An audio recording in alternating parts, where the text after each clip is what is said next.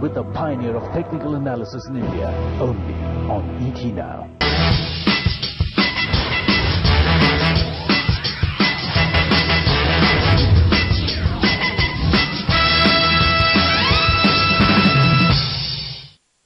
At a whole new dimension of using technical analysis.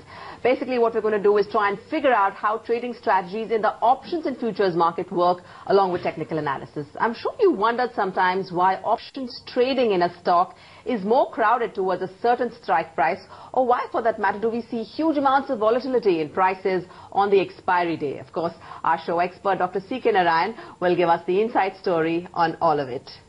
Well, let's start out first by understanding the roller coaster ride the markets took in the month of August, and I'm sure none of us are going to forget that in a hurry. And there's the chart for you. It was really a one-way street in the month of August. The Nifty actually lost 9% on the month.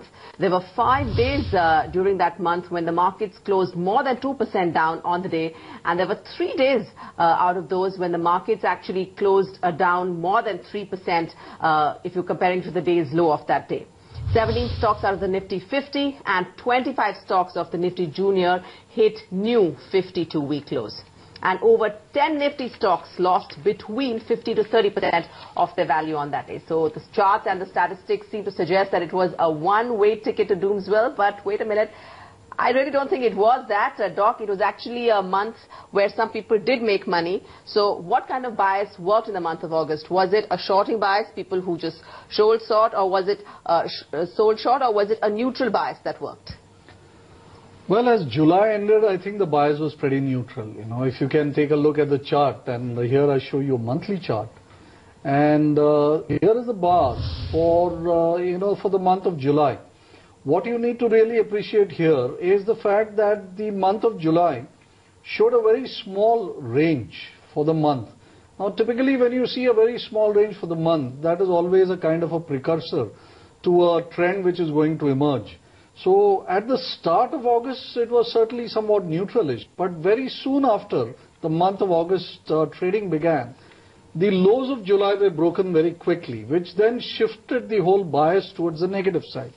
And then right across the month of August, we saw this really huge range. In fact, the range of August is the largest for 2011 actually.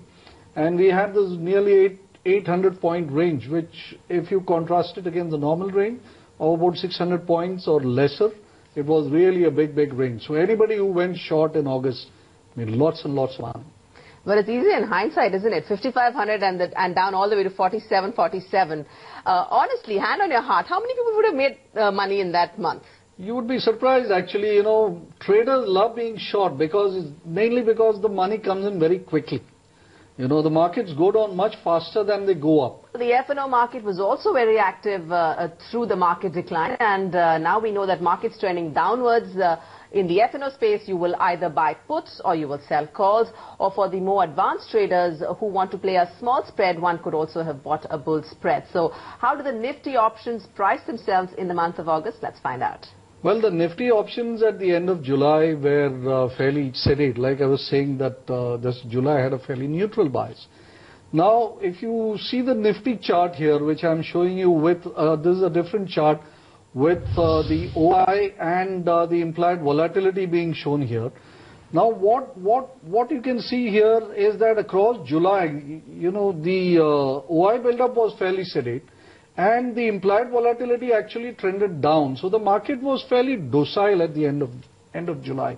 But as soon as you had this onset of August, you had the swift buildup in OI, which is shown here by the fairly steady increase in the figures for the OI. And at the same time, you also saw the sharp increase in the implied volatility. Both these indicated that a trend was on, and that is when your entire option pricing goes out of the window. Because you are seeing two things now. One is an increase in the implied volatility, which has a great deal of influence on how options are priced. So as the IV spiked upwards, we actually had the option prices really flaring up. And everybody who was short options was really caught on the wrong foot, and they had to really scramble to try and buy back.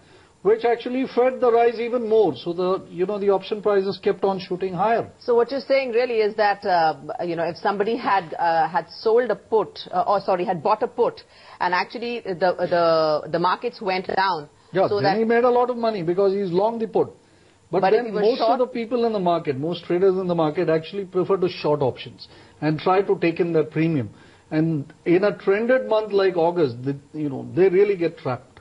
And they are the ones who try to scramble and try to close out their short. So how much did the volatility go up? The volatility at the end of July was somewhere around 18 to 20 odd %. And then during August, it actually fared up to as much as 37 to 38%. On an average, there were some strikes which actually went to about 40%. That's a huge increase in volatility. You said that the option open interest built up substantially as the markets were falling. What is this signifying? That more and more participants are coming into the market? Exactly. The OI actually shows what is the amount of contracts which are outstanding. Now this is for both long positions as well as the short position. When you see a build-up in OI, that is an increase in OI steadily, along with an increase in, let's say, the implied volatility, it's fair to assume that people are going long options here, especially the professional traders, and they are building up the options which are now becoming more and more profitable, because as the implied volatility increases, you'll actually have the option prices becoming more and more and more. So if your long options and the IV increases and you see the OI building up, then it's fair to conclude that professional traders are really loading up on long options. Right. Okay, so when we come back after a short break, we'll try and discuss what those volatility numbers actually mean, how you can buy into them and more.